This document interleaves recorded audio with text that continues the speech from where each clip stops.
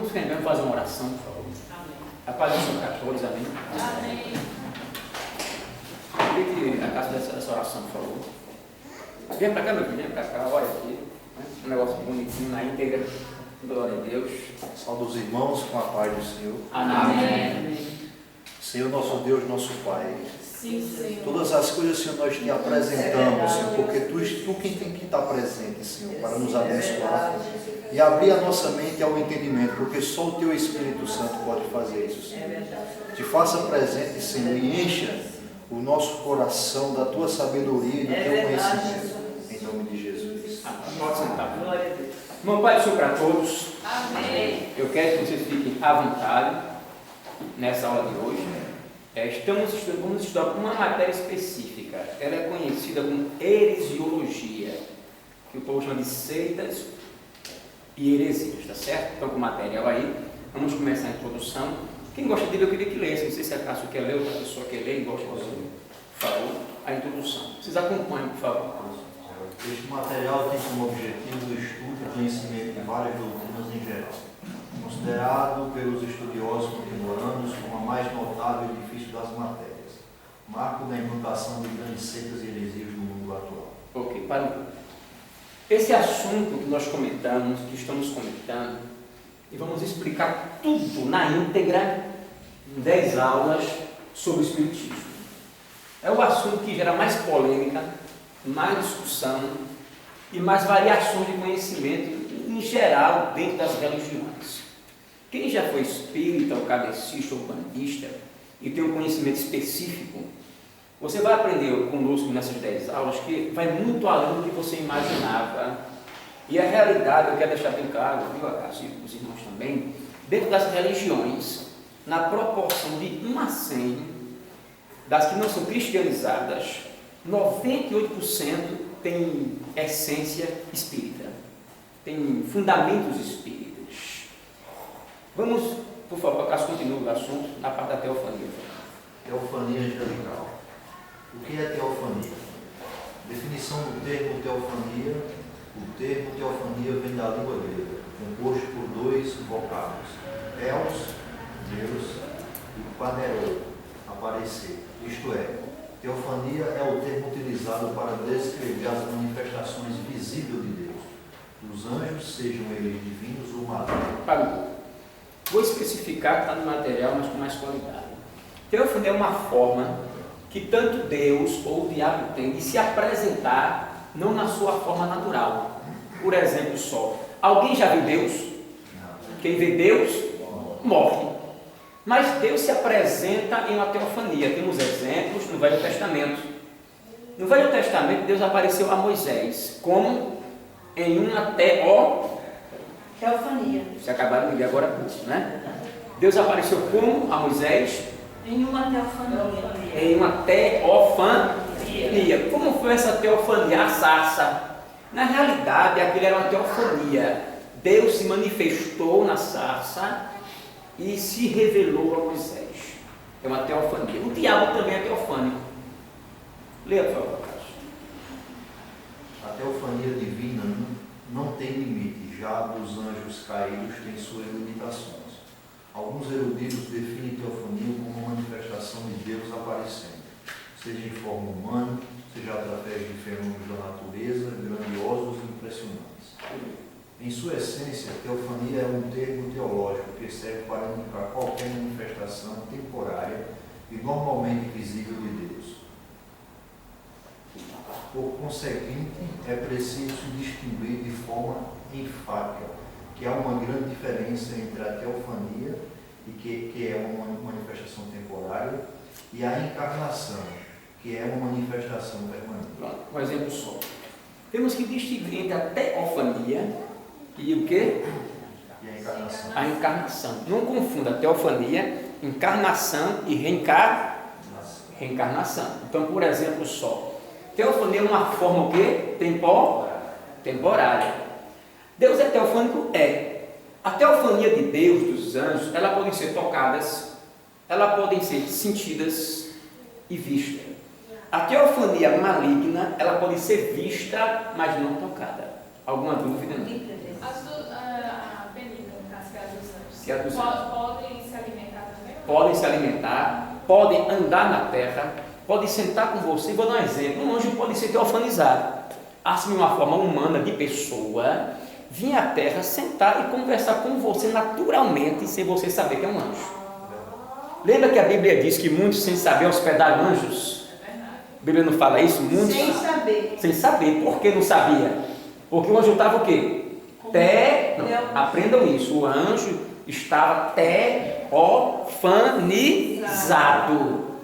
Quer dizer, a forma humana é a forma original do anjo? Não. Não. Agora vamos, mas o que isso tem a ver com o espiritismo? Tem tudo a ver. Eu tenho que lhe explicar o que é teofania para você entender as manifestações espíritas. Por exemplo só, continue lendo, por favor, o material.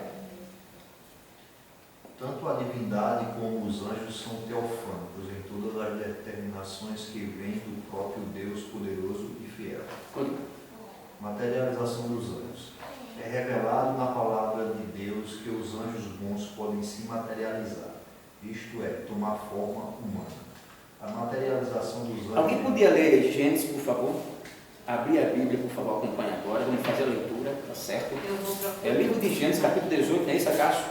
Capítulo 18, versículo 2. Depois ele se segue até... Depois ele segue ao capítulo 19. Alguém lê o capítulo 19, verso 10. Por favor. Gênesis. Alguém lê Gênesis capítulo 18, verso 1 e 2, e alguém lê Gênesis 19, 10. 18. Gênesis 18. 1 e 2. 1 e 2. Continue. O Senhor e dois anjos apareceram a Abraão. Apareceu o Senhor a Abraão nos carvalhais de Maré, quando ele estava assentado à entrada da tenda, no maior calor do dia. Continue. Levantou ele os olhos, olhou, e eis 3 homens de pé em frente dele. Agora o 19 e 10. Não, mas deixa eu continuar lendo, por favor. Vendo-os, correu da porta da tenda ao seu encontro, prostrou-se em terra e disse: Senhor meu, se acho mercê em tua presença, roga-te que não passes do teu servo. Traga-se um pouco de água, lavai os pés e repousai Parem um pouquinho agora, desta só um árvore. segundinho. Abraão achava que era um anjo? Não. Para ele era o quê? Pessoas, um varão, um homem, uma pessoa comum, um viajante que vinha, Que vinha. pessoa normal. Ele achava que era um anjo? Não. Ele imaginava que era um anjo. Também. E o que foi que ele quis fazer? Recepcionar. Foi assim ou não? Recepcionar, preparar comida, ajeitar tudo isso. Esse anjo estava como? Teofanizado. Nunca mais esqueçam essa palavra. Se chama o quê? Teofania. Teofania. Quando ele se manifesta, ele está teofanizado. O que é teofania? É uma forma de o ser espiritual, divino, maligno se apresentar, não na sua origem, da sua forma normal. Lembrando bem, a teofania carnal, só quem pode ter são os anjos divinos, com ordem divina. Como é que a gente pode entender isso? Você observa que no centro espírita, na Umbanda e nas outras ações espirituais, eles necessitam de um corpo humano e físico para que possam manifestar para as pessoas seus desejos, supostas emoções e supostas sensações.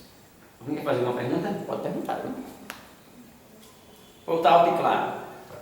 Está claríssimo, está certo? Você observa, vamos falar das partes mais inferiores, vamos falar da Umbanda, o Quimbanda, quando eles se manifestam, quero meu cajado, não é? Traga meu chapéu, traga meu cigarro, traga a minha cachaça, traga isso. E eles prometem às pessoas que recebem as entidades que quando terminar toda a manifestação, o cavalo que eles chamam supostamente não ficará com nenhuma sequela. Isso é fato? É verdade. É fato e é verdade. Quando ele sai, o corpo daquela pessoa fica perfeito, perfeito entre aspas, porque ele sente o corpo, a carne, ela sente o peso e a consequência do recebimento espiritual. Então, toda a força física humana é destituída rapidamente do corpo daquela pessoa. tá certo? E ele vai levar uns certos minutos ou algumas horas, dependendo da gravidade da manifestação, para recuperar a sua estrutura psicológica mais uma vez. Normal, né? É normal. Comigo. Gênesis 19, 10. Porém, os homens, estendendo a mão, fizeram entrar Ló e fecharam a porta. E feriram de cegueira aos que estavam fora, desde o menor até o maior. Isso foi uma teofania. Eles vieram com pessoa, os homens queriam ter relações sexuais com os anjos. Eles estavam teofanizados. A realidade é que a teofania é a maior manifestação espiritual de Deus existente em toda a humanidade até hoje. Alguém quer fazer uma pergunta? Ninguém quer perguntar, ninguém tem nenhuma dúvida, mas pergunta. Pode perguntar. Quer perguntar, irmã Isabel? Pode ler a casa, por favor. Atos 1. Não, agora pode ler o texto, que já foi tão bem explicado. A materialização dos anjos de Deus acontece sempre quando há alguma missão envolvida. Deus permite que esse fato, provavelmente por causa da fraqueza humana, pois dependendo do tipo de anjo, se aparecerem no mundo físico, como eles são, iriam chocar os homens devido à estrutura física de alguns deles. Pronto, então o que é que acontece? Os anjos, eles só vêm por necessidade humanas. É fato que algum deles, dentro da sua capacidade angelical, se aparecesse ou se manifestasse, chocaria a raça humana. Talvez você ou eu, ou seja quem for, não teria estrutura para deslumbrar o que Deus acha bonito. Vocês me entendem, sim ou não? Então, o que é que Deus acha bonito em um querubim? Em um arcanjo, vamos dizer, tem arcanjos que são alados, então tem arcanjo que tem as suas duas asas com 6 metros, com olhos humanos abertos, abrindo e fechando. Talvez se você visse um semelhante a esse, você poderia achar que era o quê? Uma entidade, um demônio, sim ou não? Talvez você não acharia que era um ser angelical e divino e você teria medo. Pode continuar lendo, por favor. Lê o versículo da Bíblia? Não precisa. Por não existir nenhuma possibilidade ou condição dos anjos decaídos encarnarem, eles precisam de um corpo físico para executarem suas manifestações físicas, desejos, emoções e seus rituais religiosos. É o que eu expliquei anteriormente, eles necessitam. Agora, como eu justifico, ou como podemos justificar quem são, na realidade, esses personagens? Quem são esses personagens que se apresentam? De onde eles vêm? Quem eles são realmente? São demônios? Uma aula como essa, quem não pega no começo, não é verdade, não vai entender muita coisa. Então, analise comigo o seguinte: quem eles são? O que são de fato? Como eles atuam? Na realidade, segundo a Bíblia Sagrada, a Bíblia afirma que foi expulso, excluído do céu, até essa parte dos anjos. A realidade é que, teoricamente falando, até essa parte não é muita coisa. Mas quando eu falo até essa parte dos incontáveis, é muita coisa. Você me entendeu, sim ou não? Até essa parte não é uma grande fatia. Mas imagine até essa parte do incontável, do incalculável. Segundo a Bíblia Sagrada, essa terça parte ela foi lançada aqui na Terra. Estão aqui na Terra. Então fica fácil explicar, compreender e justificar que essas manifestações, essas razões e alusões são os anjos decaídos. Todos os anjos, até essa parte excluída do terceiro céu, vale bem relembrar e explicar isso. Do terceiro céu foram lançados aqui na terra. Então eles estão na Ubanda, na Quibanda, no Candomblé, estão no Xixinhuei, estão espalhados em N religiões. Mas também, eu quero enfatizar claramente aqui, que eles também estão espalhados dentro das igrejas evangélicas. As igrejas evangélicas não estão livres das manifestações espirituais e de algumas ações dele dentro da religião, dentro da igreja, com a sua força e a sua influência. Alguém quer fazer uma pergunta? Está claro? claríssimo, né? Ô bispo, Sim, essa questão aqui dos demônios, eles precisam de um corpo humano. humano. E como é feito essa teofania dos anjos de Deus na forma humana? Bom, a teofania em si, a Bíblia não diz como, porque não fala de ser um segredo divino. Porque eu vou explicar com mais ênfase. O que é uma teofania? Deus pega um anjo espiritual e permite que ele se torne humano, que ele tenha um corpo físico. Então isso é uma manifestação totalmente divina. Então Deus quer que um anjo, a senhora não tem estrutura, Deus quer que um anjo venha e fale com a senhora, ou fale com o Modena, ou fale com o Sérgio. Ele vai vir, ele vai assumir uma forma física, um corpo físico divino, bem claro, que não pode ser aquela teoria que diz que os homens tiveram relações sexuais com os anjos, nasceram um gigante. Isso é conto de carochinha, isso não existe. Tá certo? Isso é coisa para boi dormir, isso não é fato. Agora, é fato o seguinte: como a teofania funciona? O anjo vem e toma a forma de fulano de tal e fala com a senhora, como pessoa, qualquer mensagem, qualquer ação. Você não vai entender que é um anjo, você vai achar que é uma pessoa, Agora, porém, existe um limite para isso. Qual é o limite existente às manifestações? Primeiro, eles não podem coabitar. Coabitar, você sabe que o termo coabitar é um termo grego. Então, eles não podem ter relações sexuais. É impossível que um anjo teofanizado, que assume o corpo, ele tenha uma relação sexual com o mortal, que ele tenha esse envolvimento. Lembram que alguns anos anteriores, não lembro bem se foi há 5, a 10, a 8, a 9 anos, teve um filme que foi muito sucesso, que era não sei o que, a queda de um anjo, não lembro bem o nome do filme na época, não sei se era Miguel ou Gabriel, tu lembra? Passou, não sei se era... A Vingança de um Anjo. Não, acho que era que ele caiu, né? Não sei se foi Miguel. Eu sei que foi bem interessante o filme que passou uns anos atrás e chamou a atenção de muitos, mas não é bem desse jeito, tá? Então a teofania é isso, ele assume forma. Bem claro o seguinte, viu, irmã? Os anjos divinos, a teofania dele pode ser física, ser tocado, conversar, comer e se alimentar com alguém, conversar normalmente. A teofania dos anjos decaídos, ela não é totalmente física, não pode ser tocada, mas pode ser vista. Interessante isso. Lembra aquela sensação que você tem, que às vezes você está em casa, em algum lugar, você pensa, eu vi uma pessoa em tal lugar passando, então alguém passou por aqui. Alguma vez você já teve esta sensação de ter visto alguém passando por perto de você? E é muito rápido quando você olha, como se a pessoa passasse, de fato você viu. Agora, o que foi que você viu? Não foi um vulto. Você viu uma teofania, uma manifestação temporária de alguma entidade ou espírito decaído. Foi uma teofania. Mas por quê? Porque ela não pode ser tocada, mas ela pode ser vista. Essa teofania, ela pode ser mais específica? Pode sim.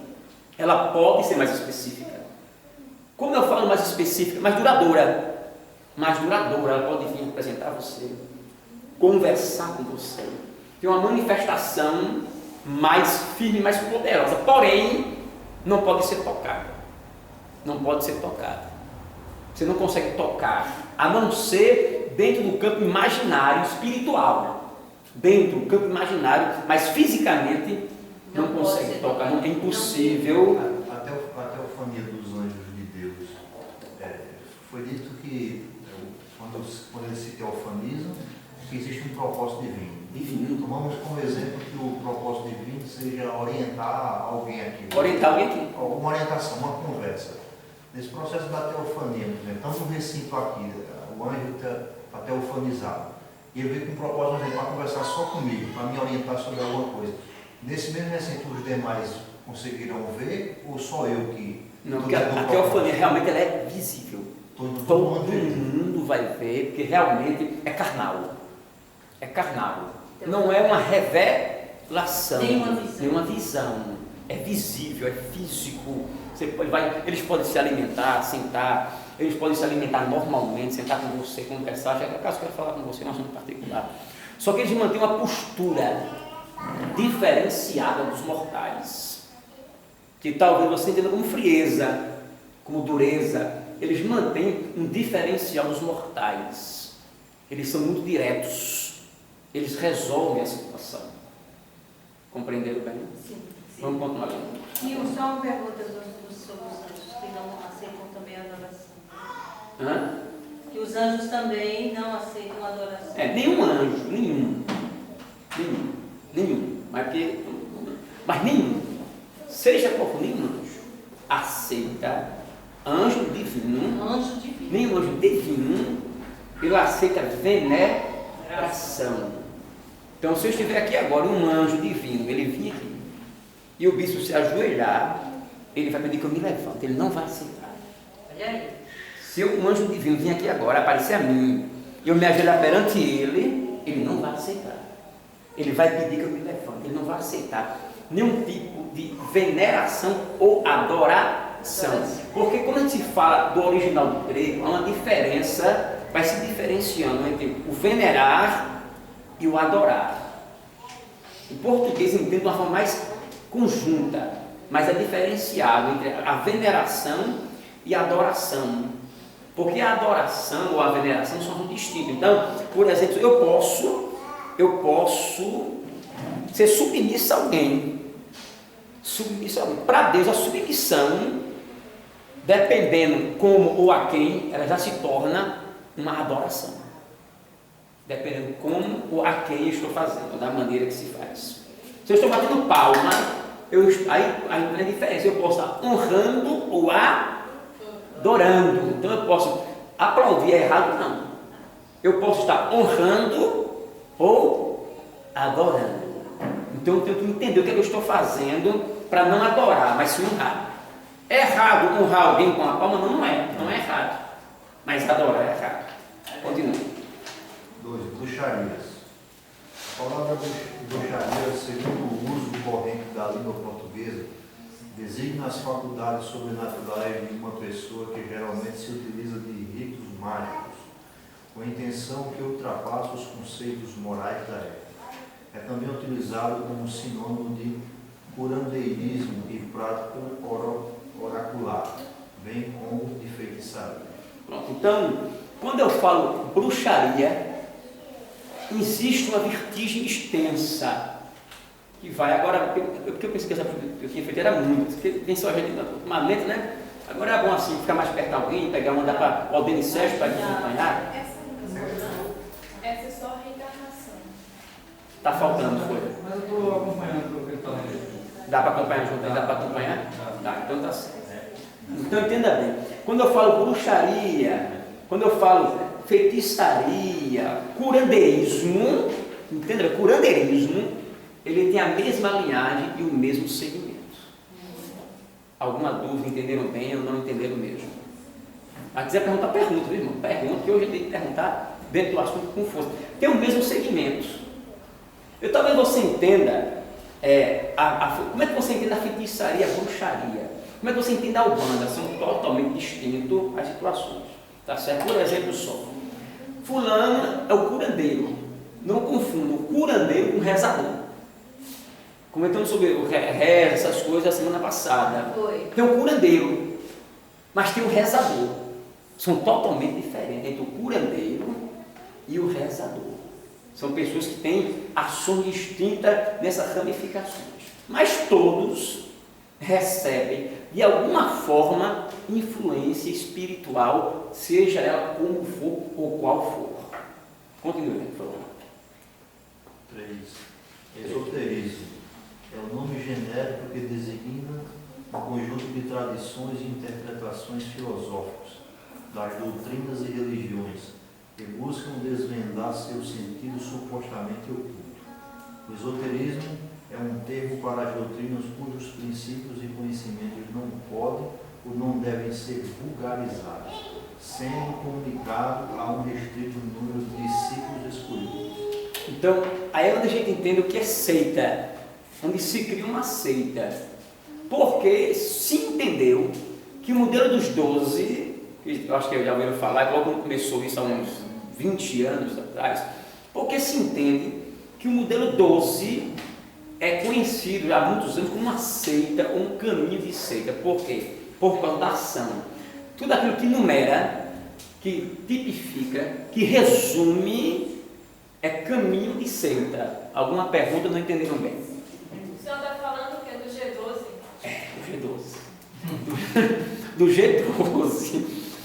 O G12, logo quando começou, eu não era nem casado com Francinalva ainda, eu acho, não sei se ela lembra, eu fui convidado, quando veio para cá, para ser o fundador dela aqui. Então, os pais, que eu não vou citar nome, porque são amigos meus, né, da área, um recebeu na época, se fosse os 200 mil, um recebeu 100 mil, um 300 mil, para começar o projeto. Eu disse, eu estou fora. Então, só que depois, quando ela estourou, ela começou a difundir, o povo não aceitou, ela começou a tentar modificar suas ramificações. Mas como foi que Terra Nostra começou o projeto? Então, quando chegava em 12, em grupo de 12, ela teve algumas mudanças. Então tem que ser o que? Difundir.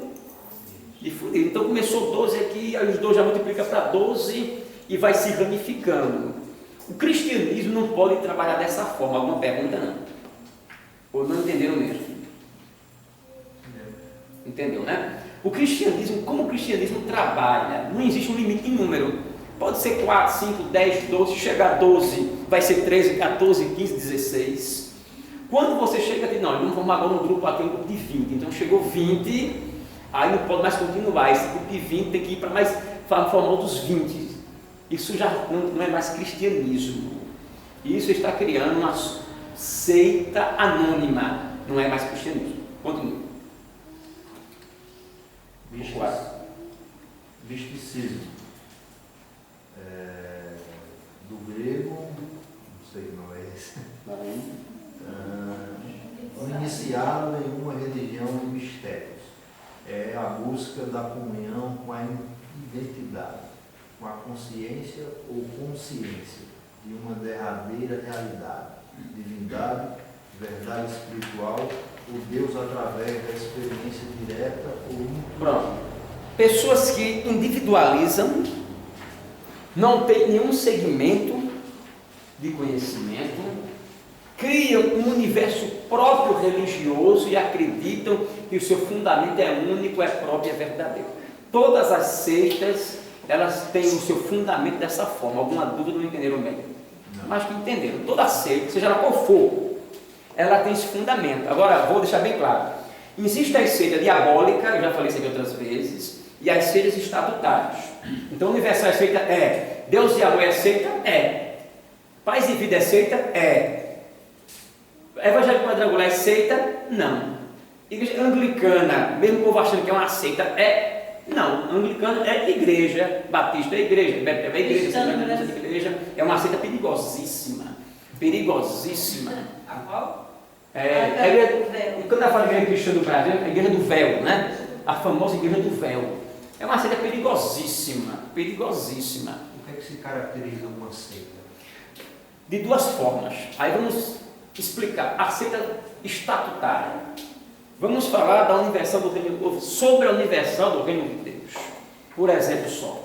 Todos os cultos começam no mesmo horário, no mesmo dia, com a mesma voz, o mesmo assunto e a mesma ideologia. Não pode ser mudado ou direcionado da mesma forma. Isso aqui prova que é uma seita. Mas é diabólica? Não.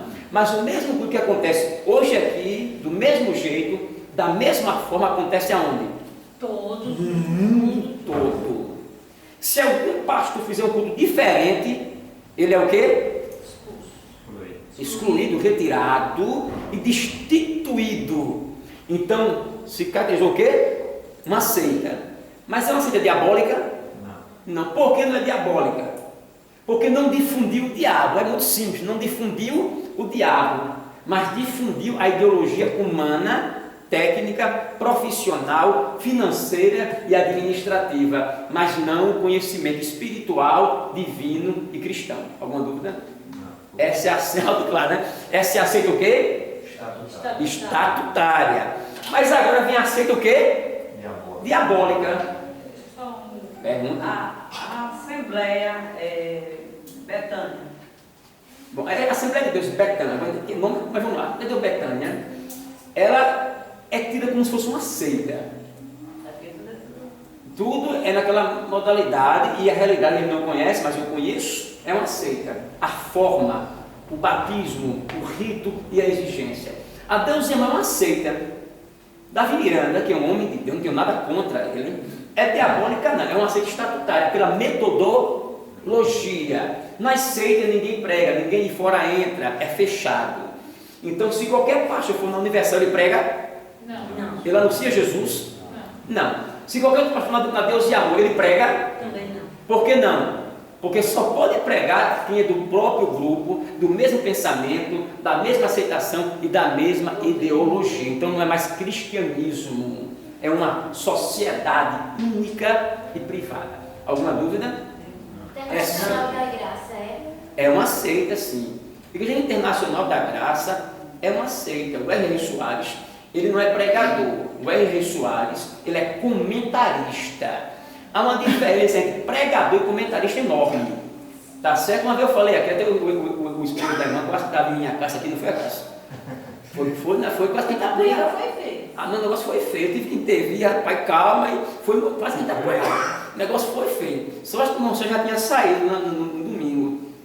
Ou estava aqui ainda? Tava não. O que foi que houve? Ele pediu um livro para emprestar. Não, porque na realidade ele ia se operar, o esposo da irmã ia se operar, né? Não sei se a senhora soube. Aí ele disse, o senhor não dá aula, o senhor tem livro para emprestar? Eu disse, eu tenho um, mas eu não posso lhe emprestar, que é para o senhor não se desviar, que é aquele livro, Jeová, Falso Deus. Né? Aí eu vou até emprestar para o senhor, que o senhor tem uma mente esclarecida. Né? Mas eu tenho um livro bom para lhe emprestar, que é aquele livro, Não dá mais. Nada É. a Perder, que é um livro muito bom, o máximo do conto, independente do que ele seja, não interessa, mas o livro em si é bom. Ele conta a história e é interessante para conhecimento. Meu amigo, o cara pegou um ar, Quando eu mostrei o livro, ficou bravo aqui dentro, levantou, saiu a casa e disse, não, mas não é assim. Meu amigo, ele fez para mim, é o diabo, e começou e ficou bravo. Eu digo, você está nervoso, você vai passar mal, tenha calma. Não foi assim, cara?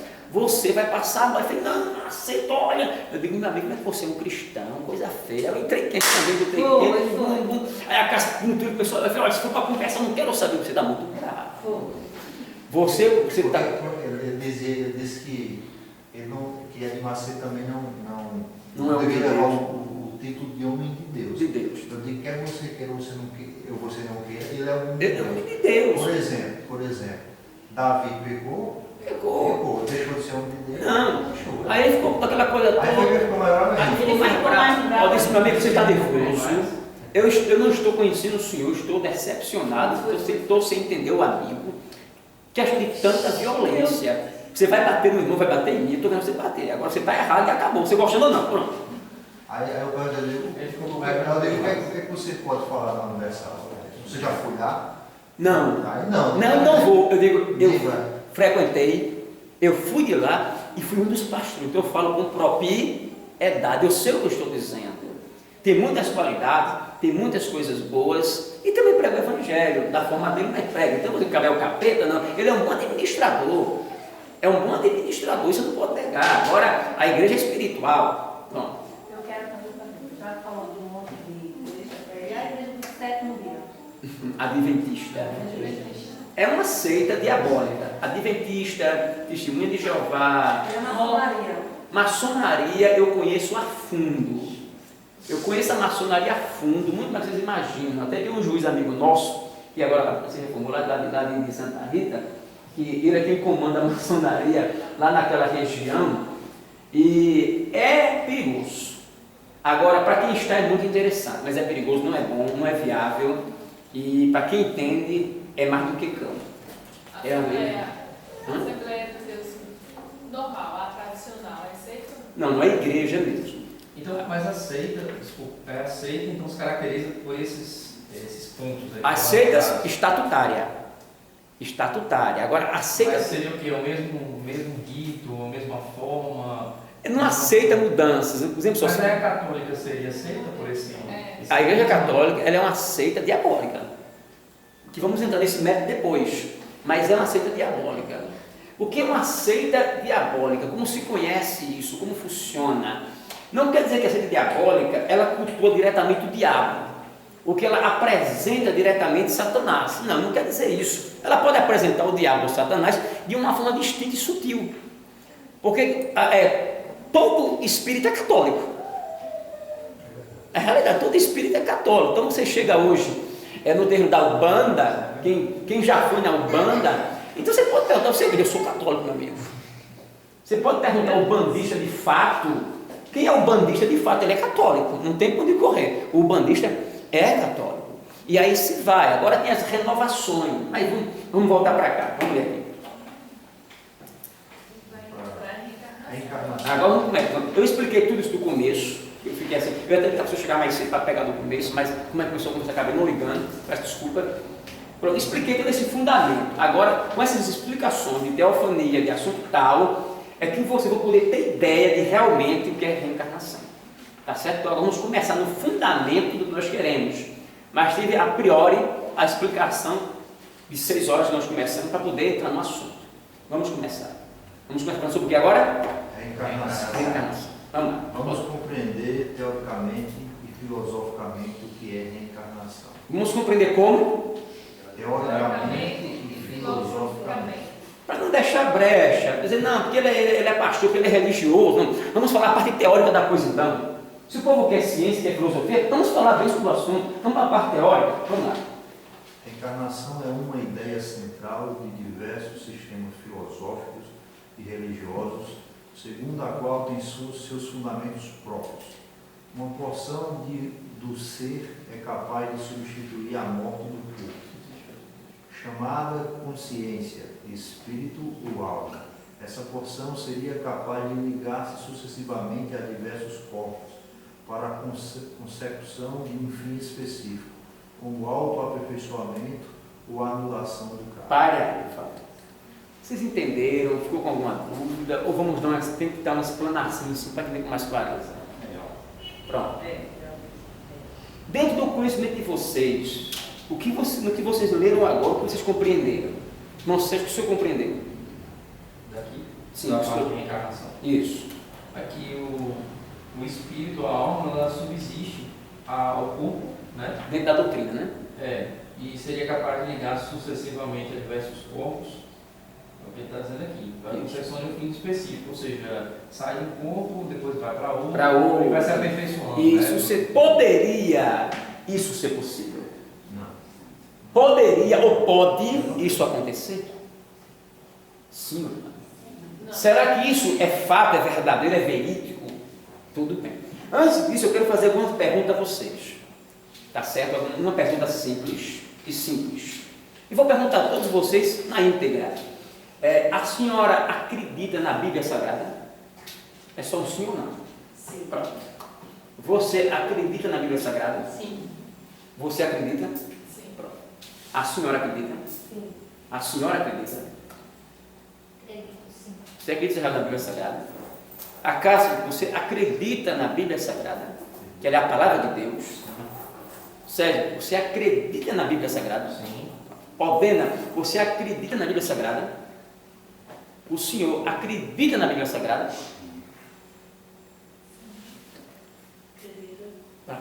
Eu também acredito. Por que eu estou perguntando? Porque se você não acredita, então Não tem como provar nada. não tem nem por que você assistir a aula. Concorda comigo ou não? Se você não acredita na Bíblia Sagrada, tá certo? Vamos lá, pode. A reencarnação é uma ação de encarnar-se sucessivas vezes. Só um pouquinho, vamos voltar aqui. Pronto. Entenda bem o seguinte: a reencarnação, então é sucessivo, fulano, beltrano reencarnou e vai.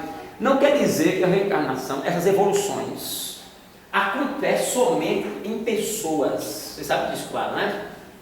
Não é claro que isso poderia, dentro da teoria espírita, acontecer somente em pessoas, porque isso depende do grau da situação.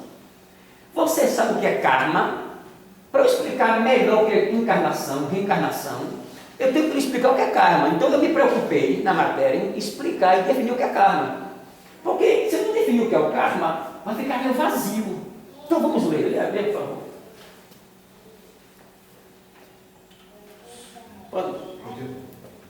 Pode ler.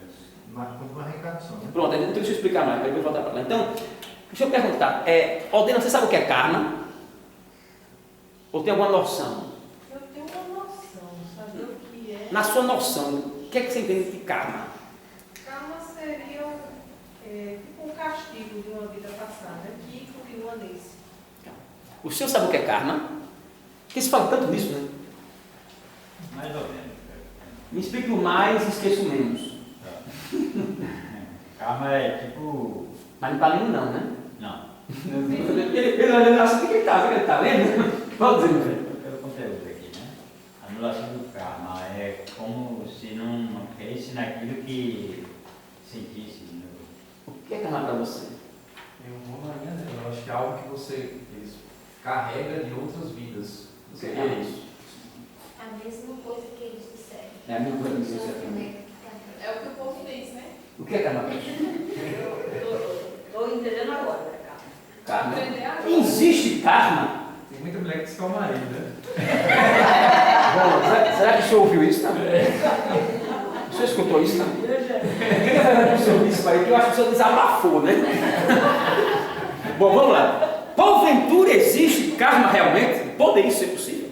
Vou chegar lá. Leia mais. A reencarnação. A reencarnação é a ação de encarnar sucessivamente às vezes, ou seja, derivada do conceito aceito por doutrinas religiosas e filosóficas de que, na morte física, a alma não entra no estágio final, mas se volta ao ciclo de renascimentos. Heródoto menciona esta doutrina como sendo de origem egípcia, sendo que nessa concepção a reencarnação se dava instantaneamente após a morte, passando a alma para uma criatura que estava nascendo, que poderia ser da terra, da água ou do ar, percorrendo todas as criaturas em um ciclo de 3.000 anos. Para. Você observa que tem todas essas vertigens. Bem claro que não é só o espiritismo que tem só essa crença. Porque o povo pensa que é só o espiritismo que tem essa crença e esse fundamento. Não, não é só o espiritismo que tem. Tá certo? Existe uma gama de religiões que tem essa crença e esse conhecimento. A reencarnação tem esses fundamentos. Pode reencarnar? Existe realmente reencarnação? Existe karma? Será que alguém carrega um karma? Existe realmente? Leia mais a Casper. Platão já defendia a reencarnação em suas obras. Atualmente, este conceito é definido por filosofias e religiões do mundo todo. É chamada também de transmigração e metempsicose. Esta última denominação é mais encontrada em filosofias orientais, em que admite-se que a alma pode regressar em corpos de animais. Porque, por exemplo, só o budismo. O maior fundamento dessa crença está dentro do budismo. Mas o budismo, ele tem a ramificação espírita. Já ouviram falar o chamado força do Chi? Já ouviram falar, não? Força do Chi. A força do Chi, ela é usada muito entre os budistas e o asilado dentro de templos budistas. Os praticantes antigos de artes marciais, aquelas coisas todas, que ele reúne toda a força do corpo, eles canalizam em um único lugar, pode ser no braço, na perna, na mão, na mente, para praticar ações extraordinárias. Pode ser possível? Sim. Sim. Continua. A reencarnação é um dos pontos fundamentais de religiões do Egito Antigo, do hinduísmo, já pregava esse conceito 5.000 anos antes de Cristo, do budismo, do jainismo, do sikhismo, do taoísmo, do culto de tradição aos orixás, orixá, e várias tradições indígenas. Bom, então na realidade, não pense que é só o catecismo que tem essa crença. Isso já vem desde o Egito. O Egito, então, essa prática é fundamental. O Egito já praticava, o Egito já acreditava.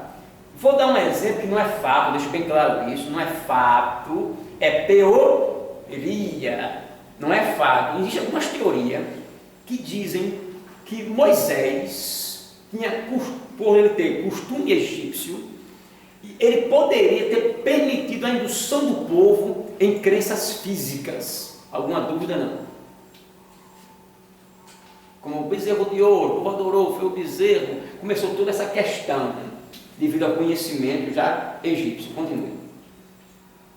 Do voodoo, da cabala judaica, do rosaricrucianismo, do espiritismo e suas dissidências, da teosofia, da Wicca, da Eckankar, da cientologia, da filosofia socrática platônica. Aí você foi, eu também admito a reencarnação. Existem vertentes místicas do cristianismo, como, por exemplo, o cristianismo esotérico, que também admitem a encarnação. Você sabe que existe o cristianismo esotérico? Existe o cristianismo esotérico. Alguma dúvida, alguma pergunta? Eles acreditam em Cristo, mas baseiam toda a sua doutrina em números, numerologia. Então, eles acreditam em Cristo. Para eles são cristianizados. Mas seus fundamentos ferem toda a crença da cristandade. Alguma dúvida? Não. Essa folha 4, vocês vão ler em casa. E não vai ser muito interessante para vocês agora. A 4, a 5, vamos para a folha 6. Para vocês entenderem, para poder fundamentar o assunto. O karma.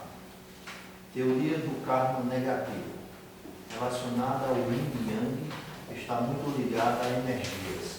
A teoria diz que quanto mais energia negativa você tirar de você mesmo, deixando de praticar boas ações e de vez em quando praticando más ações, só o que restará no seu também será energias boas, o que resultará em um afastamento da... Presta atenção, marca aí para não perder. O budismo, ele acredita numa força. Decora o que eu falei, quando dá força? Força do chi.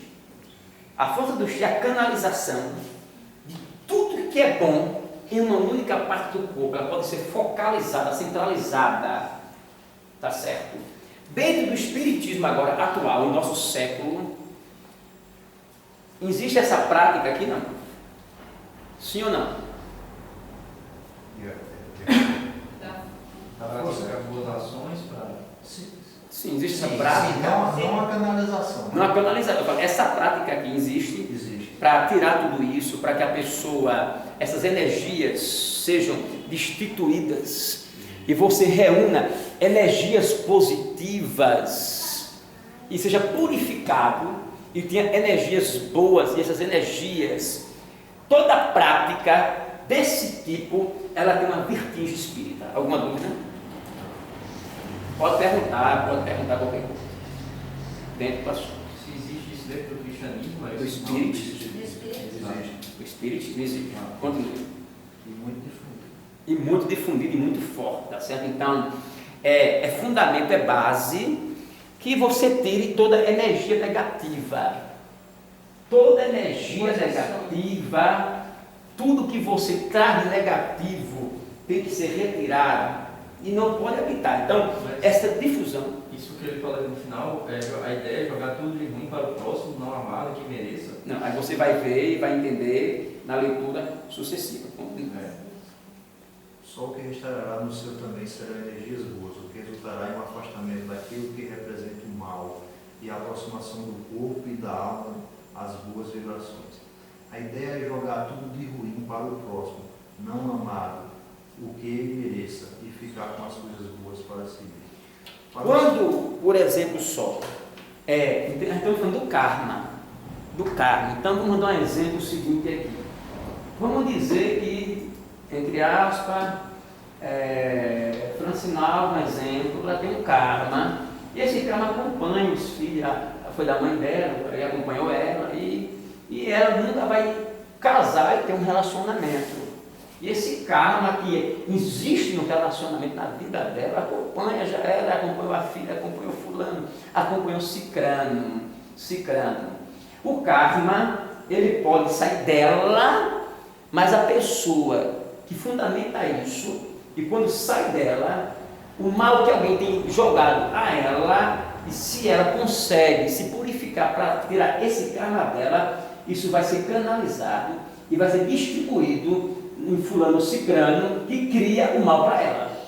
Aí é onde diz, se você... É por isso que o fundamento do Espiritismo é o quê? A paz, a caridade, o amor. Então, ela tem que amar, ela vai fazer o bem, ela vai se purificar. Mas fulano é o preconceito criador de algum mal existente para ela, dando um exemplo dentro da crença. Então, essa pessoa que você é um exemplo, né? E você fez tudo de ruim e cria isso para ela. Então, se ela consegue se purificar e está toda energia negativa, ela vai sair, mas vai para você, porque é você o causador do mal ou do karma na vida dela. Ele não fica vagando. A parte negativa veio dele e volta para ele. Volta para ele. Essas famílias que a gente vê às vezes, tem coisas que acontecem com o pai, acontecem com o filho, acontecem com o sobrinho, suicídio, acidente. Não é karma. Nossa, Não é karma. Não é Maldição karma. hereditária. É maldição hereditária. É diferente de karma. Porque o karma é toda a energia que vem de fulano, de Beltrano, de Cicrano, ela cresce, cria uma vida própria e alcança a primeira, segunda, terceira, quarta, dentro da crença, dentro do que se acredita. E quanto mais ações boas eu praticar, Isso vai acabando, você faz as ações, isso se inverte e esse karma vai sendo destituído. É claro que eu fiz as minhas ações, eu tenho que ir ao centro, tenho que fazer o meu estudo, para mim na quinta-feira, que geralmente é onde tem os estudos na quinta-feira. Lembrou, né? Nossa quinta-feira, aí eu vou no centro, faço os estudos na quinta. É bom passar pela água purificadora, lógico, tá certo, para que você consiga, e fazer também a purificação, e fazer com que esse karma vá destituído, então vai saindo dentro da crença. Dentro da doutrina. Da doutrina espírita. O karma também serve para um crescimento, espiritual, porque dentro da doutrina aquilo que lhe aflige, que é bom, se lhe você aflige. consegue sobressair, você está crescendo espiritual. Vamos lá, vamos ler. Para o Espiritismo, o karma caracteriza a situação na qual o espírito está enfrentando as consequências de atos seus que lhe provocaram um desequilíbrio muito intenso, tanto em qualidade como em quantidade, e que pela sua intensidade o espírito poderá levar toda uma encarnação, por mais de uma, para recuperar o seu equilíbrio. Você entendeu? Então quer dizer, uma encarnação talvez não seja suficiente para ele recuperar um mal